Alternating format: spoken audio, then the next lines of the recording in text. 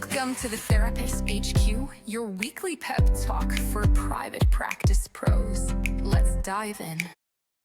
Hello, and welcome back to the Therapist HQ podcast, your weekly private practice pep talk. I'm Alicia Murray, and I am so glad that you're here spending your time with me, whether this is your lunch break, your walk after work, whatever it might be. I'm so glad that you chose to spend this time together, carry on with our planned podcast for today. So, as many of you may have seen, I had a new website go live for the Therapist HQ. I've already had a standing website for my therapy practice, but this was very exciting for me to finally have like a spot on the internet. I staked my claim on the internet with a dedicated page for Therapist HQ. And so when I was thinking through what I wanted to chat about this week, I felt like websites just made sense to dive into because I have been through so many website updates with my own therapy practice website. It is certainly not the website that I started with. And we've made really meaningful changes along the way. And I've also had things come up where it's like, crap, I wish I would have done that from the start with my therapy practice website. So the theme of the week is certainly websites. And so what better thing to talk about with all of you this week, whether you are looking to start your practice and wondering what to do with your practice website, or maybe you're looking at upgrading your website, tackling it yourself versus hiring someone. We are going to get into all of that today. All right. So, of course, I don't want to spend too much time on why a website matters because I think that in the land of SEO and LLMO is the larger language model optimization. I believe that's right. LLMO is essentially the AI driven search engine optimization. So, SEO is a very long standing term for how you get found on Google. And LLMO is a newer term for how you get found through AI. So if people are conducting searches through AI, you want to make sure that your online presence is optimized to be found in those searches, just like we've been optimizing to be found in our SEO as well. So I say all that to say, I will always live and die on the hill that a website is so important for a practice to have. I will add a disclaimer. I know very successful practices that simply purchased a homepage through like Squarespace, and it's basically a digital business card. It has their headshot, a very brief description of who they work with, and a way to schedule with them or just to email or call them. And they are doing just fine. What sets them apart though is these clinicians that have this very, I would say, basic website, like just a homepage, just their contact information, just sort of, staking their place on the internet per se. They have their practice rooted in in-person referrals. So they're getting referrals from current clients, or they're getting referrals from networking groups or from prescribers in their network. Like they are boots on the ground, making those connections, fostering those relationships. And that is where their referrals are coming from. Okay. So I think that it can be done, but I do think as a clinician starting out in a private practice, especially if you don't have long-standing relationships in the community, or you are virtual, so you really can cover the territory of your whole state, I do think having a website that is done well, done properly, and is really well optimized is so important for the longevity of your success, right? So that is why we are getting into it today. But I did just want to add a disclaimer. I never want anybody to feel like they have to have, expensive or time consuming things in place in order to start their private practice. You guys know I am very big on starting where you are and as you are. And this could be one of those things. We could start as we are and where we are. But if you have a little bit of time and space, if you have a little bit of a budget, I think it's really, really great to use that towards your website and towards your online presence. Let's get right into it. So I want to start by talking a little bit about what actually belongs on your therapist website. And if you're working with a website designer, they will probably go over these things with you. But I think it's also important while you are looking for website designers to work with, or like I said, if you're going to be DIYing your website, which is also totally fine, you need to know what it is that you're building, right? Or what you can expect someone else to build for you. So, a few important factors for a therapy website. First and foremost, our homepage, of course, our landing page. What are people seeing when they click on our website or open up our website? We want a really great photo of ourselves, right? Something that's showing our personality. It's well lit, it's not cut off. If you need suggestions on that, please go listen to my last episode all about branding photos, whether you're hiring somebody or doing them yourself. We just need a couple really good photos to show ourselves off to our potential clients and help them make that connection with us. So on the homepage, we're going to have a really great headshot, and then we're going to have a very clear and succinct message of who you help and how. Okay. I do not want you on the homepage to get lost in the sauce of introducing yourself, talking about your degree or where you worked. We have to think about this from the client's perspective. When a client lands on our website, they want to know, can they form a connection with us? And that's usually based on a picture and how we write. And can we help them? Like, can we help them in their current state? Do we understand what they're going through? And so that is what we want to capture in just one paragraph, just a few sentences of who we help and how.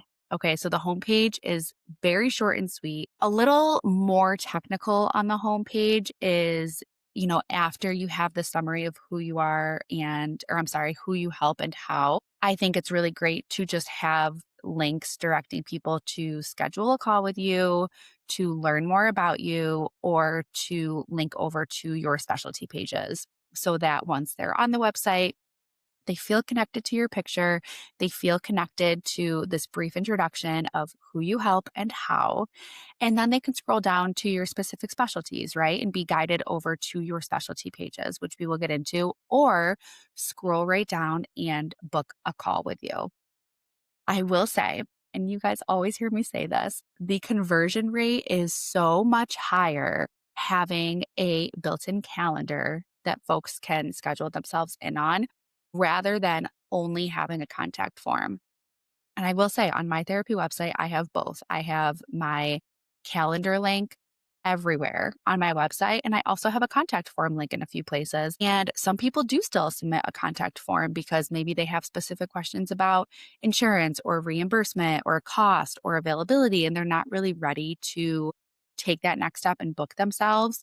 But the calendar gets such a high conversion in terms of people that visit the website, click on the link, and schedule themselves into a free consult. And that is exactly what we want because we want to capture people and convert them in that moment because the chances of them revisiting that website or revisiting our calendar or our specialties is quite low, right? I mean, think about ourselves. When we're hyper focused on completing a task, we have this small window of attention where we complete that task, and then life happens and things pull our attention away. So, really, on our website, we want to be making this super easy for the client to connect to us and to book with us.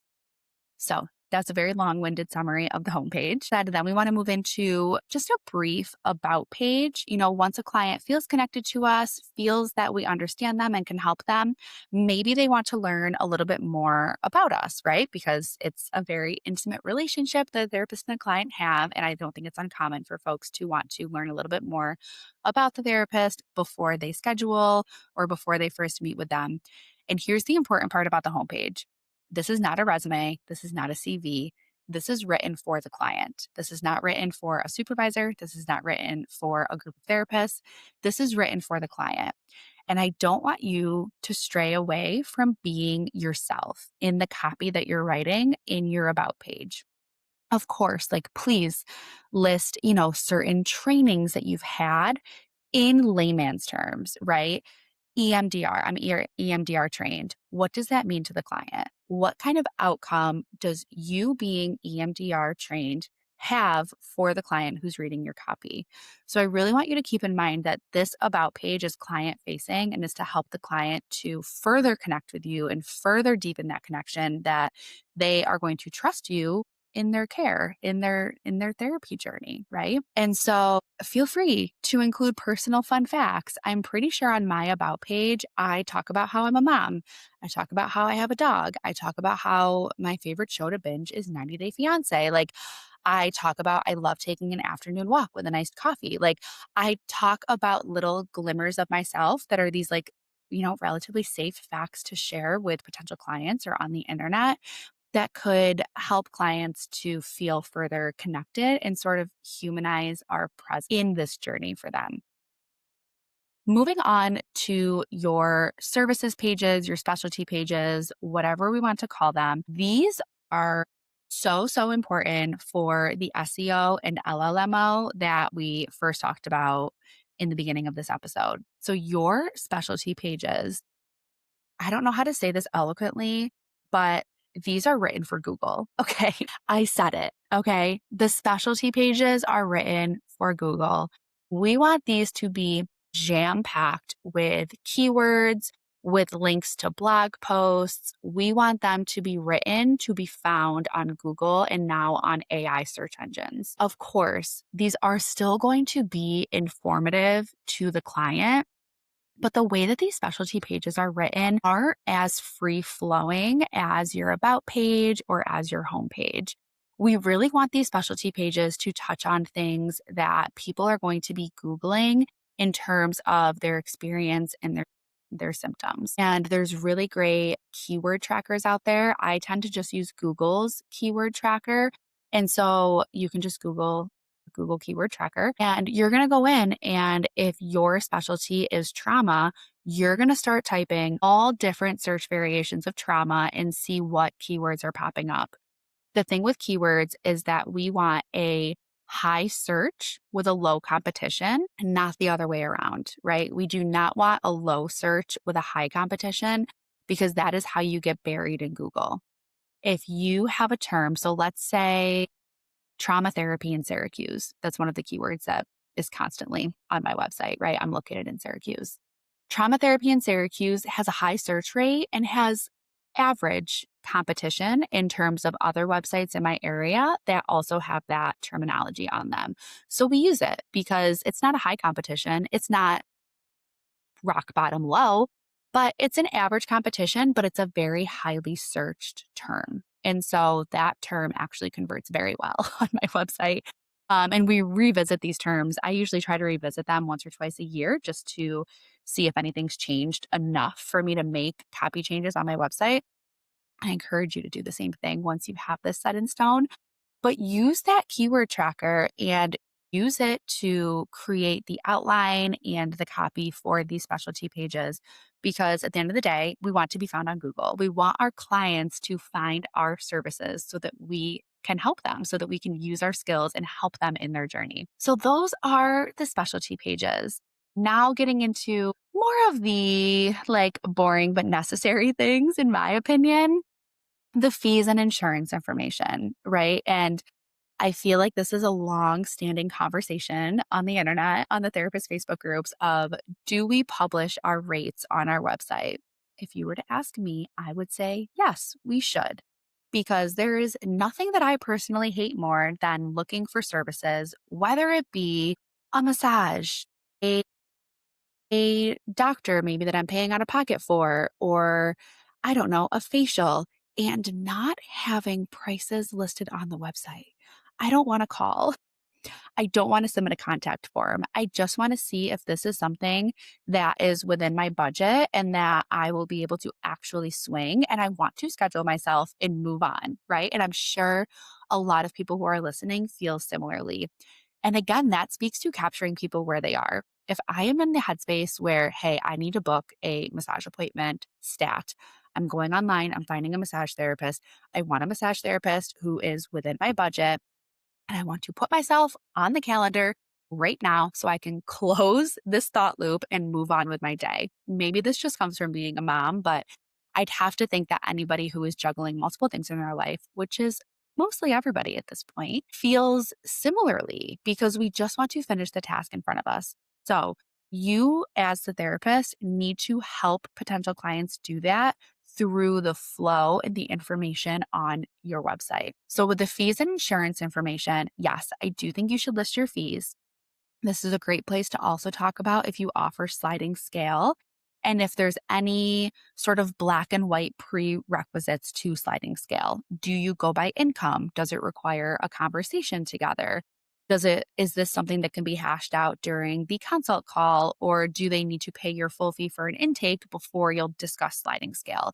Include all of that information so that folks know what they're getting into, and we're not wasting anybody's time. We're not wasting your time as the therapist during the consult call just to have them say, well, I actually can't even afford one session at your full price, so this isn't going to work. And we're not wasting the client's time. The client can move on and find a therapist who's a better fit for them and for their budget or their schedule.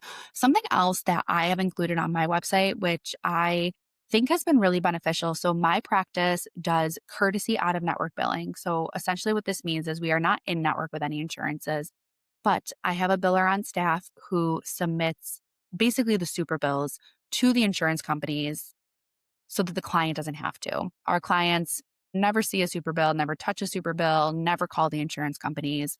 I have a biller on staff who takes care of all of that because I was finding that clients weren't actually submitting their super bills, or they would submit them all at the end of the year. And then I was stuck on the phone with insurance companies rectifying whatever problem they decided to find that day, which always comes up. And so on my fees page, I talk a lot about our out of network, what courtesy billing means. I have a insurance checker, MENTAYA, shout out. We will get there in a second.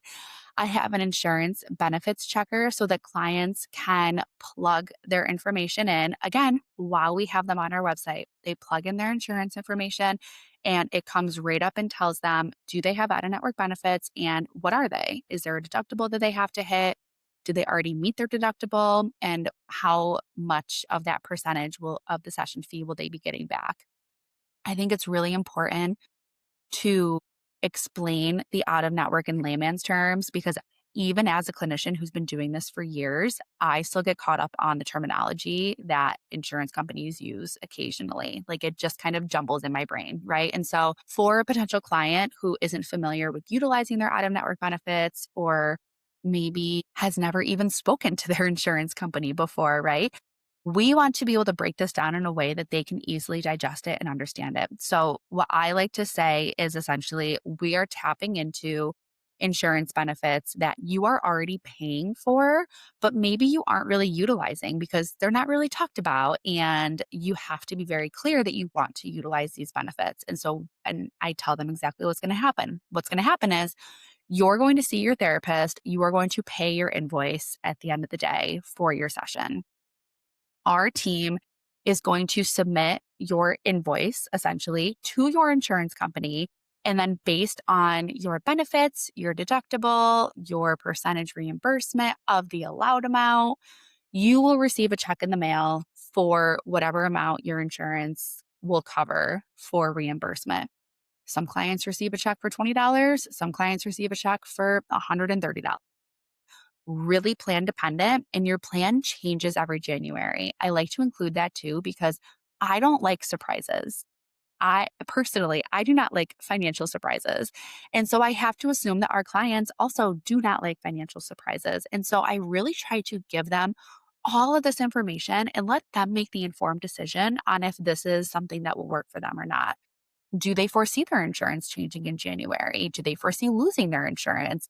And if that happens, would they still be able to pay the private pay rate comfortably and be able to continue sessions so that they don't experience any disruption in care? So all of that to say, don't be afraid to expand, again, in layman's terms on your fees and insurance information page so that your clients feel empowered and knowledgeable to make that informed decision on scheduling with you versus looking for somebody else. And it's okay if, they get to your fees page and then they click off of your website, because with website trackers, you can see like what pages people visit in what order and what pages people are on when they click out of your website or close out of your website. It's really cool tracking behind it. And it's okay if they go to your fees page and then click out of your website. It wasn't the right fit. fit goes beyond just a clinical fit. We have to have a financial fit. We have to have a scheduling fit. Like there's a lot of fit that needs to happen. And so if finances are an issue and you don't have any sliding scale positions left, that's okay for them to move on, right? The last 2 pages, first and foremost, a contact page. Like I said, this would just have a basic contact form that will go to your email. It's really important not to put your email directly on your website because you'll get a ton of like phishing and scammy emails from these bots scanning websites for emails. So don't publish your actual email address on your website. You want to use a contact form. So we're going to use the contact form. I like to keep them short. I've experimented a lot with contact forms and I've worked with my virtual assistant. Shout out to Zima a lot on the contact forms of we of course really want to get as much information as possible from these potential clients so that we don't have to go back and forth asking them more questions and can make sure it's the right fit and get them with the right clinician because we have a group practice.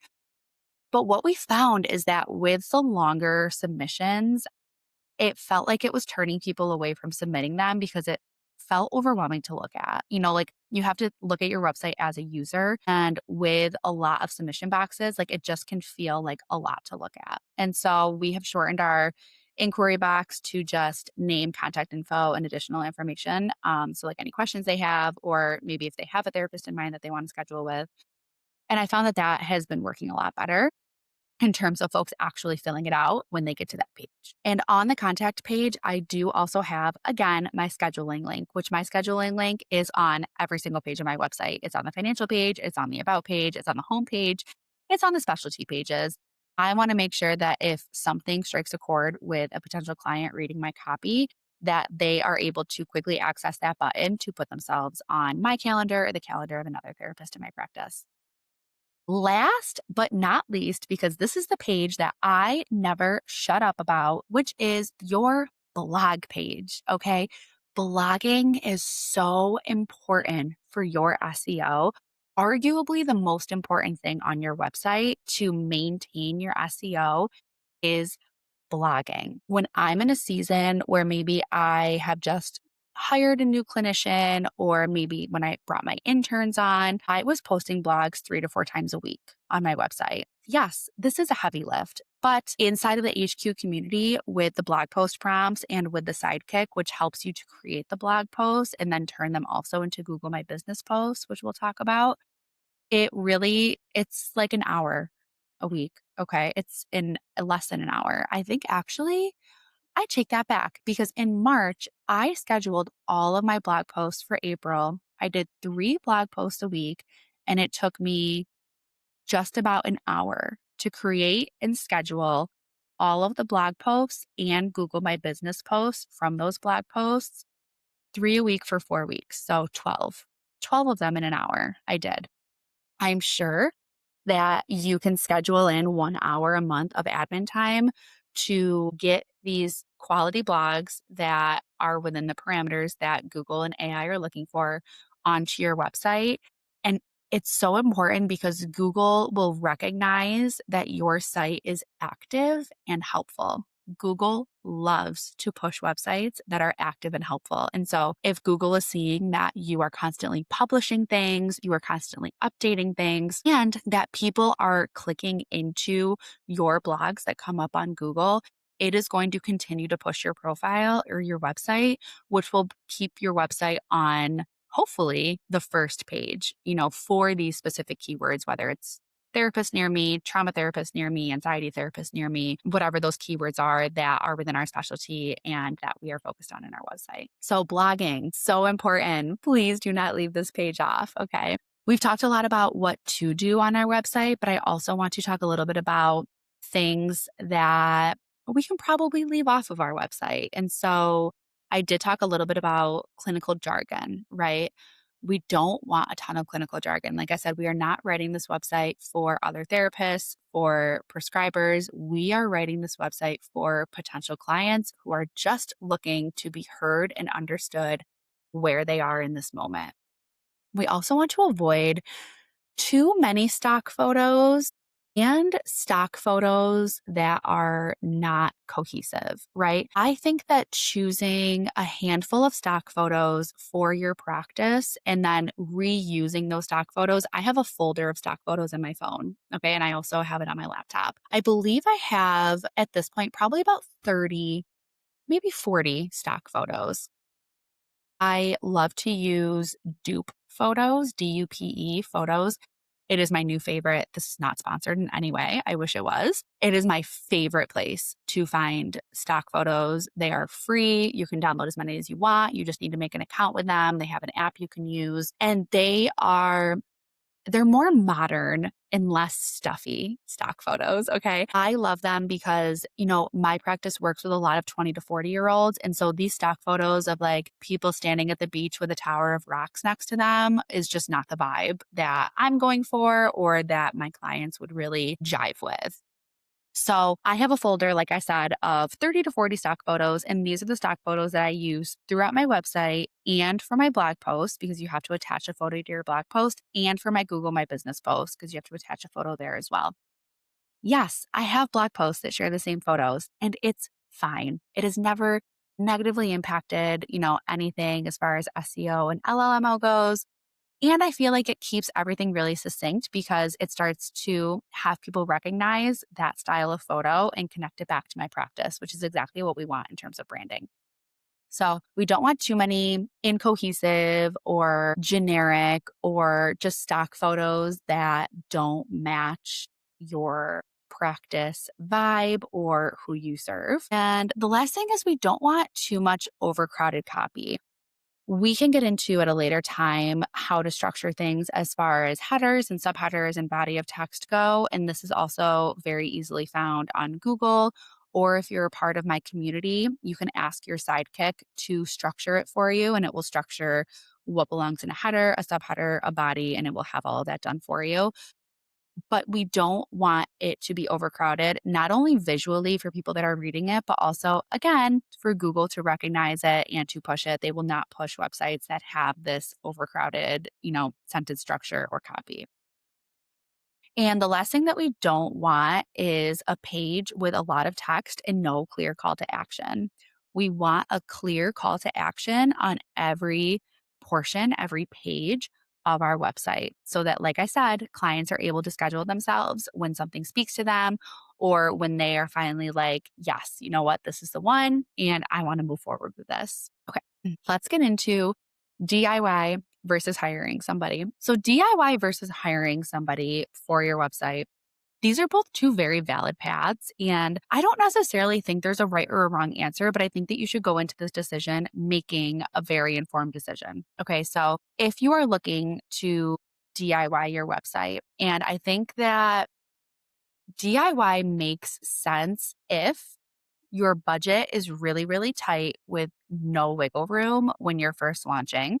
If you enjoy creative work and you have some time and space to invest in figuring out the platform that you're using and making sure that you're structuring your website in a way that makes sense to the user and to Google. And if you're somebody who wants full control over updates, like if you create the website, obviously you are going to know that website inside and out. And so you are going to be able to make updates relatively quick as time goes on and as you become more familiar with the platform that you're using. I would say that it's probably a good indicator that you should hire out if you're already stretched very thin. If you want something that is polished, professional, and ready to go from day one. So when you hire somebody out, obviously you shouldn't have to go in and make a ton of edits, especially in the beginning.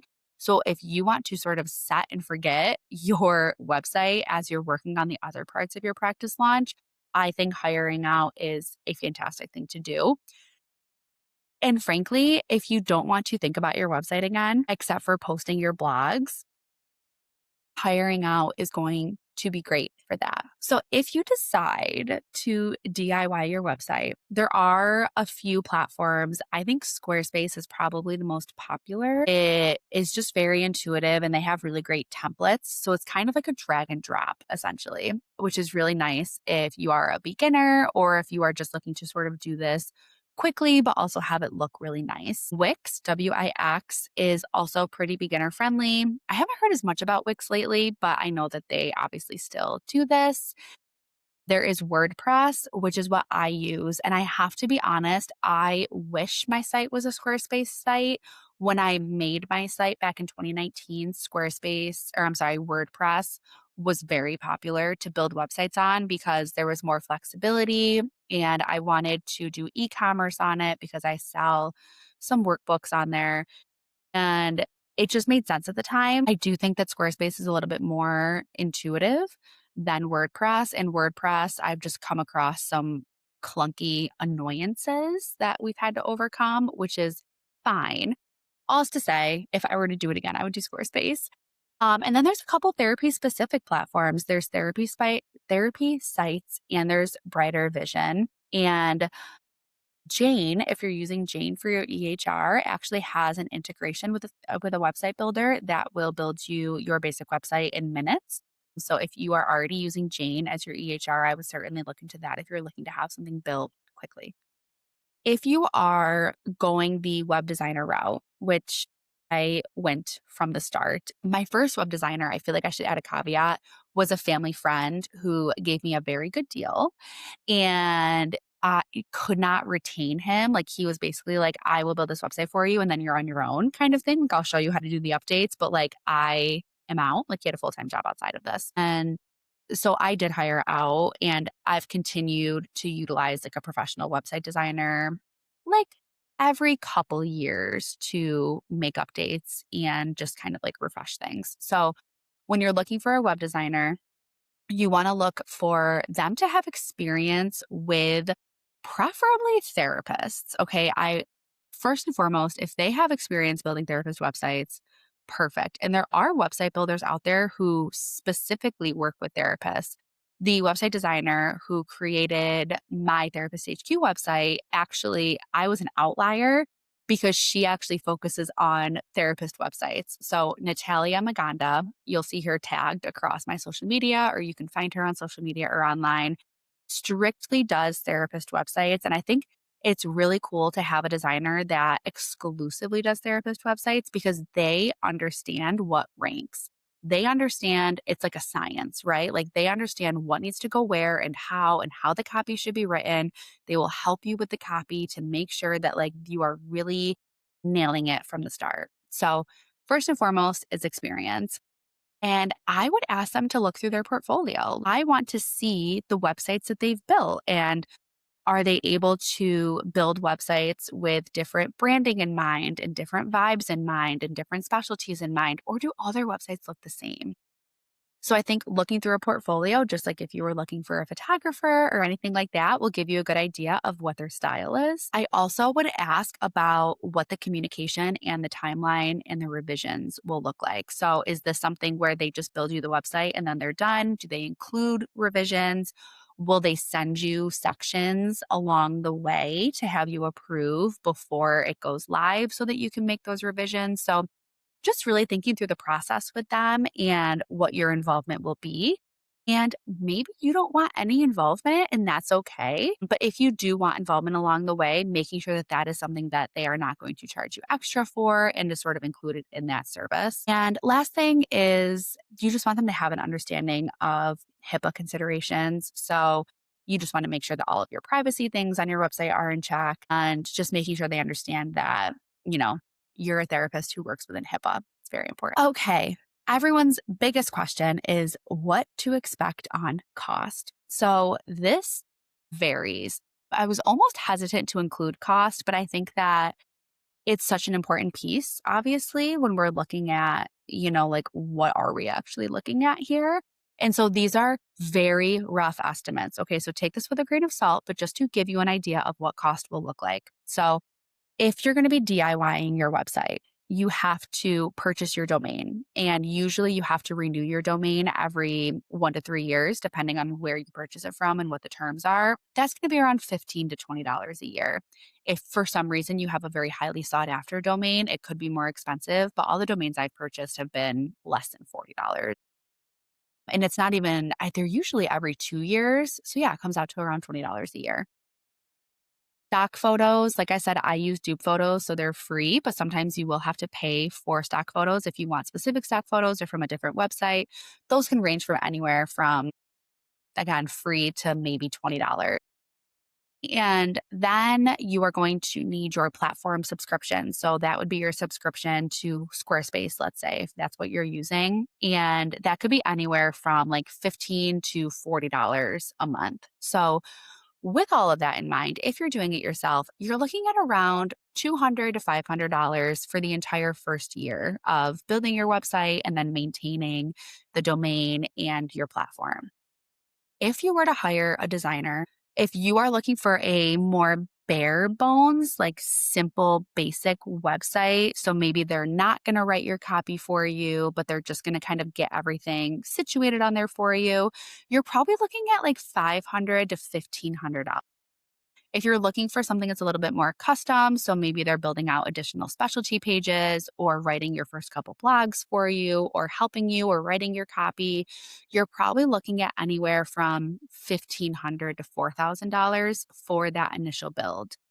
And then a lot of website designers will do the ongoing maintenance retainers, which is anywhere from $50 to $200 a month. Totally agree with these retainers, to be honest, because the point of them is to maintain your SEO. So to make sure that you are posting blogs, maybe within their retainer, they are the ones posting blogs. They are doing keyword tracking for you.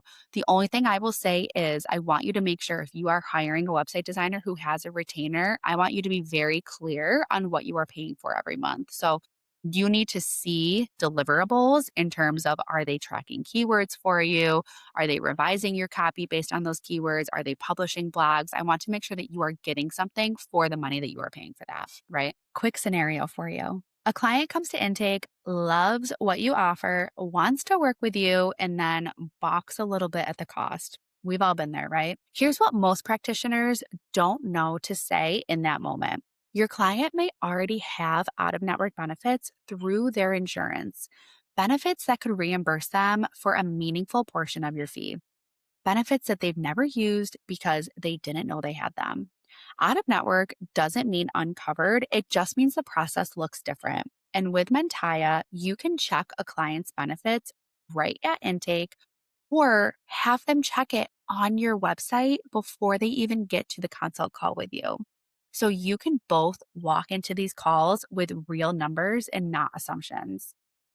There's no more cutting your rate to make the math work, just a clear conversation with a clear path forward and a client who stays. You can try Mentaya free for 30 days at mentaya.com and use code TherapistH to try out their benefits checker for free for a month as well. Your rate, your clients protected. Okay, we have talked all things website here, and I want to leave you with a little bit of how to get started and what your next steps are. If you are well, first and foremost, let's decide, are we DIYing or are we hiring? I want you to take a look at your budget, your time constraints, and really make an informed decision for yourself on what is right for you right now. Is it DIYing or is it hiring somebody? If you are DIYing, I want you to pick one platform and stick with it. I don't want you to spend the next month mulling between platforms. Set aside some time, look through all the platforms, the pricing, the features, pick one, stick with it.